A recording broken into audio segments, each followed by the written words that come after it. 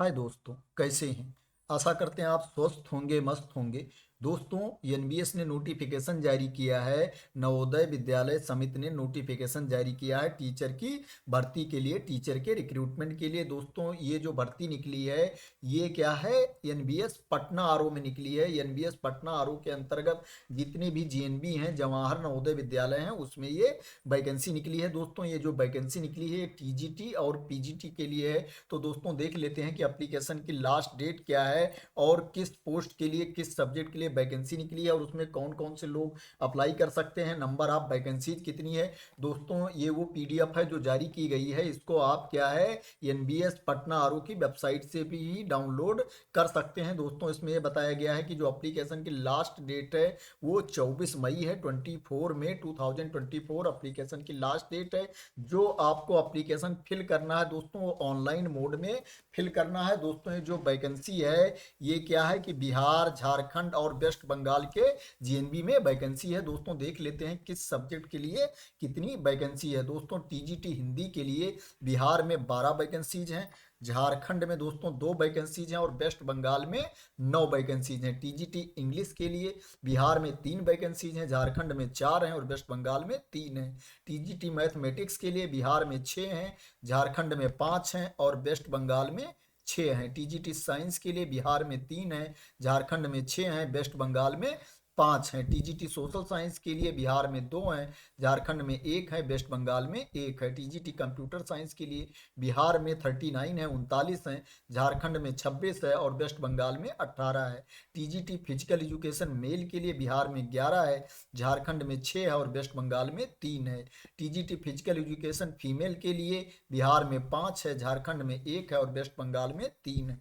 TGT art के लिए बिहार में 3 है, झारखंड में कोई वैकेंसीज नहीं है और वेस्ट बंगाल में 1 है। टीजीटी असमी के लिए दोस्तों बिहार में 12 है, झारखंड में 6 है और वेस्ट बंगाल में कोई वैकेंसी नहीं है। टीजीटी बंगला के लिए दोस्तों क्या है कि बिहार में 7 है, झारखंड में 4 है और वेस्ट बंगाल में 9 वैकेंसी है। दोस्तों, अगर पीजीटी की बात की जाए तो पीजीटी हिंदी के लिए बिहार में 1 है, झारखंड में 4 है और वेस्ट बंगाल में 1 है। पीजीटी इंग्लिश के लिए बिहार में 13 है, झारखंड में 10 है और वेस्ट बंगाल में 3 है।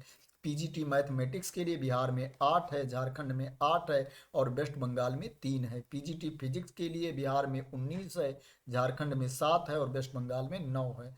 पीजीटी केमिस्ट्री के लिए बिहार में 10 है, झारखंड में 2 है और वेस्ट बंगाल में 1 है। पीजीटी बायोलॉजी के लिए बिहार में 9 है, झारखंड में 8 है और वेस्ट बंगाल में 2 है। पीजीटी कंप्यूटर साइंस के लिए बिहार में 2 है, झारखंड में 3 है और वेस्ट बंगाल में 3 है। पीजीटी हिस्ट्री के लिए बिहार में 1 है, झारखंड में कोई वैकेंसी नहीं है, वेस्ट बंगाल में भी कोई वैकेंसी नहीं है। पीजीटी ज्योग्राफी के लिए बिहार में 1 है, झारखंड में कोई वैकेंसी नहीं है और वेस्ट बंगाल में भी कोई वैकेंसी नहीं है। पीजीटी इकोनॉमिक्स के लिए बिहार में 3 है, झारखंड में 1 है और वेस्ट बंगाल में 1 है। पीजीटी कॉमर्स के लिए बिहार में 1 वैकेंसी है, झारखंड और वेस्ट बंगाल में कोई वैकेंसी नहीं है। दोस्तों, ये वैकेंसी की डिटेल्स थी। अगर ये देखा जाए इसके लिए सैलरी कितनी मिलेगी दोस्तों, तो पीजीटी के लिए आपको मिलेगा 35,750 रुपीज पर मंथ, 35,750 रुपये पर मंथ मिलेगा। अगर क्या है, आपका अपॉइंटमेंट नॉर्मल स्टेशन पे होता है। अगर आपका अपॉइंटमेंट हार्ड स्टेशन पे होता है तो आपको जो सैलरी मिलेगी दोस्तों 42,250 रुपये पर मंथ मिलेगी, 42,250 रुपीज पर मंथ मिलेगी। अगर टीजीटी की बात की जाए दोस्तों तो नॉर्मल स्टेशन के लिए इसमें आपको मिलेगा 34,125 रुपये per month, 34,125 rupees per month. और दोस्तों, जो हार्ड स्टेशन पे मिलेगा वो 40,625, 40,625 रुपये पर मंथ मिलेंगे। दोस्तों, अगर एज लिमिट की बात की जाए तो इसमें जो अपर एज लिमिट है दोस्तों वो 50 ईयर्स है, 50 साल अपर एज लिमिट है। जो आपकी एज काउंट होगी दोस्तों 1 जुलाई को काउंट होगी, 1 जुलाई 2024 को काउंट होगी। अगर क्या है कि आप एक्स एनबीएस टीचर हो तो आपकी मैक्सिमम एज दोस्तों 65 ईयर्स हो जाती है। आप 65 साल तक की एज तक भी अप्लाई कर सकते हो। अगर आपकी एज 65 साल है, 65 ईयर्स है, फिर भी आप अप्लाई कर सकते हो अगर आप एनबीएस के एक्स टीचर हो। दोस्तों, इसमें भी बताया गया है कि आपको पूरी जो नोटिफिकेशन है रीड कर लेना चाहिए, एलिजिबिलिटी क्राइटेरिया देख लेनी चाहिए। अगर आपकी एलिजिबिलिटी क्राइटेरिया मैच करती है तभी आपको अप्लाई करना है। आपको एनबीएस पटना आरओ की वेबसाइट को विजिट करते रहना है। आपको क्या है कि करेक्ट ईमेल आईडी और फोन नंबर यूज करना है। एक ही ईमेल आईडी से केवल एक ही एप्लीकेशन सबमिट कर पाओगे। एक ईमेल आईडी से ओनली एक ही एप्लीकेशन सबमिट कर पाओगे, अप्लाई कर पाओगे।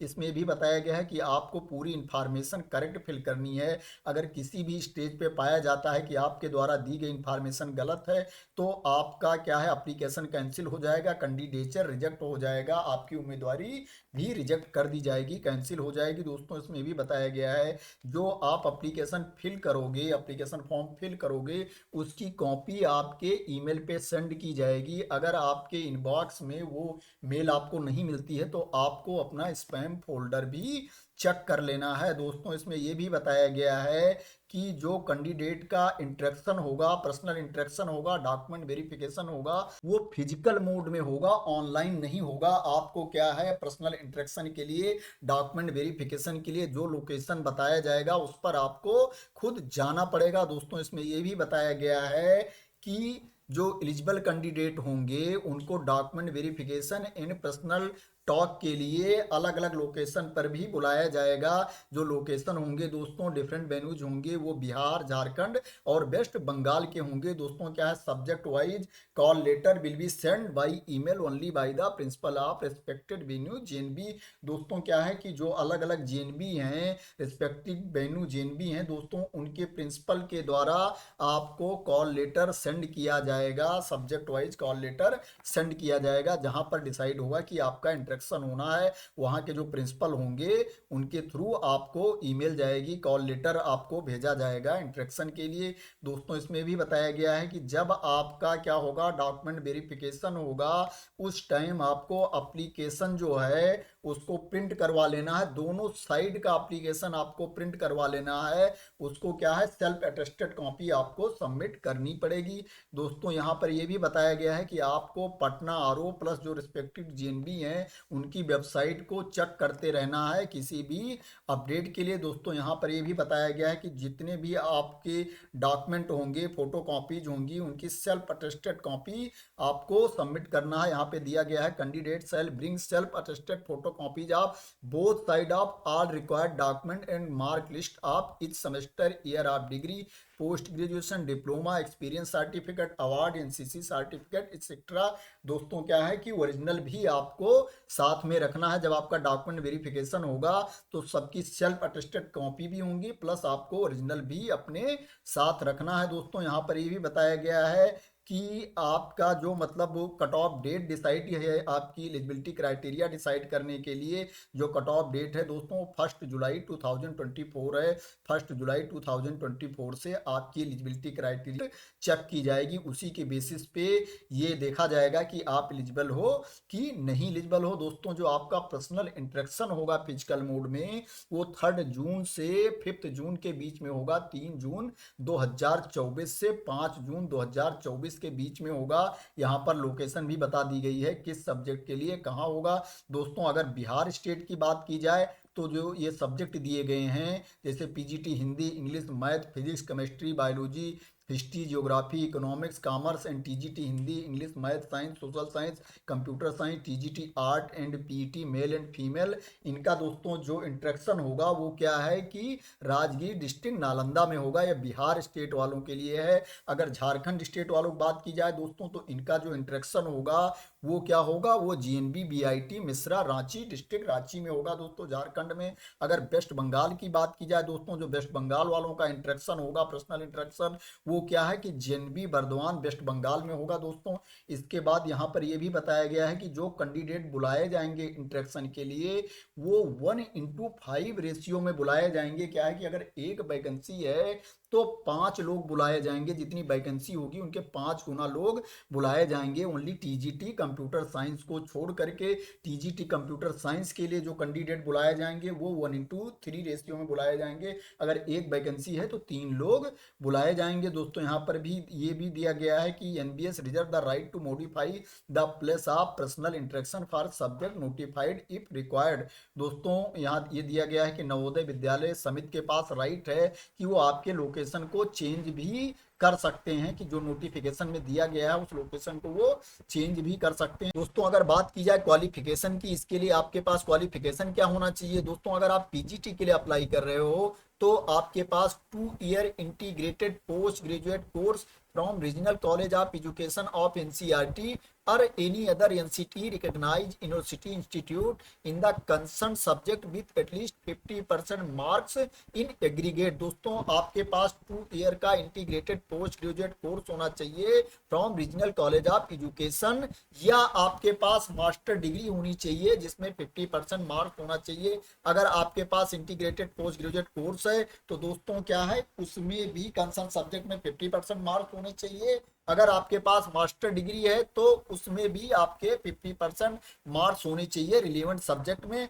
दोस्तों नीचे ये सब्जेक्ट भी दिया गया है। प्लस क्या है, आपके पास बीएड होना चाहिए, plus proficiency in teaching in Hindi and English medium, आपको हिंदी और इंग्लिश मीडियम से पढ़ाना आना चाहिए। दोस्तों यहाँ पर ये भी दिया गया है कि जिन्होंने इंटीग्रेटेड कोर्स कर रखा है उनके लिए बीएड कंपलसरी नहीं है। जो मैंने अभी ये बताया है 2 year integrated post graduate course from the regional college of education, दोस्तों क्या है, अगर ये डिग्री आपने कर रखी है तो आपके लिए बीएड कंपलसरी नहीं है। दोस्तों यहाँ पर साफ साफ दिया गया है। अब अगर पीजीटी कंप्यूटर साइंस की बात की जाए दोस्तों, तो आपके पास एमएससी होनी चाहिए कंप्यूटर साइंस या आईटी में, या आपके पास एमसीए की डिग्री होनी चाहिए, या आपके पास एमई या एमटेक होना चाहिए कंप्यूटर साइंस आईटी में किसी भी रिकॉग्नाइज्ड यूनिवर्सिटी इंस्टीट्यूट से, प्लस आपके पास बीएड की डिग्री भी होनी चाहिए। दोस्तों और नीचे चलते हैं, देख लेते हैं दोस्तों, अगर टीजीटी की बात की जाए, अगर आप टीजीटी के लिए अप्लाई कर रहे हो तो आपके पास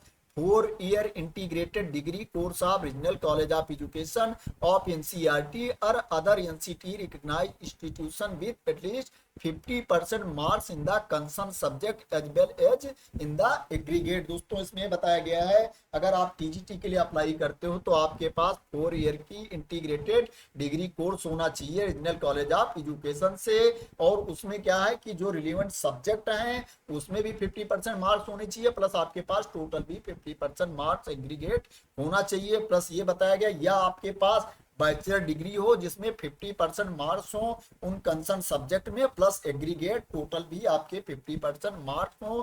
प्लस इसमें यह भी बताया गया है candidate should have studied required subject for at least 2 years in 3 year degree. अगर आपका कोर्स 3 ईयर्स का है तो 2 ईयर्स आपने उस सब्जेक्ट को पढ़ा होना चाहिए उस डिग्री कोर्स में। तो दोस्तों ये इंफॉर्मेशन थी। प्लस ये भी बताया गया है कि आपके पास सीटेट भी होना चाहिए, प्लस आपके पास बीएड होना चाहिए, प्लस क्या है आपको इंग्लिश और हिंदी में पढ़ाना आना चाहिए। यहाँ पे साफ साफ दिया गया है बीएड उनके लिए जरूरी नहीं है जिन्होंने इंटीग्रेटेड डिग्री कोर्स कर रखा है, जैसे अभी पीजीटी वाले में था, सेम इसमें भी वही है कि अगर आपके पास 4 year integrated degree course of regional college of education of NCERT है तो आपको बीएड जरूरी नहीं है, आपके पास बीएड की डिग्री जरूरी नहीं है। दोस्तों इसमें भी बताया गया है कि अगर एनबीएस के कोई टीचर हैं, एक्स टीचर हैं, या सुपर नोटेड गवर्नमेंट कॉलेज के टीचर्स हैं, या dependent of NBS employees who died in harness, दोस्तों वो हैं तो क्या है उनको